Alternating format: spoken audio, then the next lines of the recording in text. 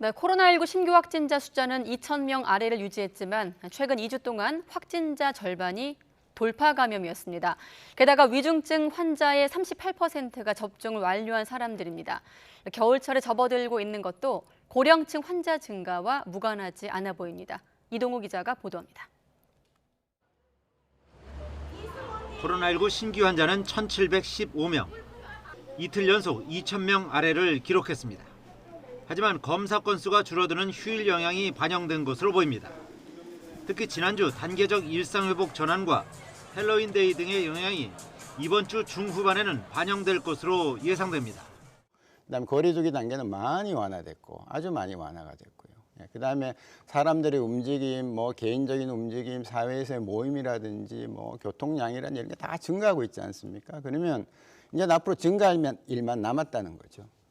이런 가운데 최근 2주간 확진자의 절반 정도가 접종을 완료해도 감염된 이른바 돌파 감염이고 위중증 환자의 38%도 접종을 완료한 것으로 나타났습니다. 특히 고령층일수록 돌파 감염 비율이 80% 전후를 보이며 높았습니다.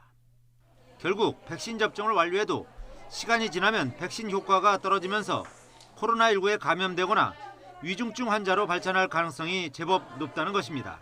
이거는 백신 접종률이 높아지면서 나타날 수 있는 현상이라고 보여지고 아직까지 백신 효과에 대한 그런 감염 예방 효과는 여전히 있다 이렇게 말씀드릴 수 있습니다. 또 위중증 환자도 16명 늘면서 425명으로 지난 8월 27일 이후 74일 만에 최다를 기록했습니다. 최근 신규 확진자 가운데 60대 이상 고령층의 비율이 늘고 있고 고령층에게 취약한 겨울철로 접어들면서 위중증 환자가 늘고 있는 것으로 보입니다.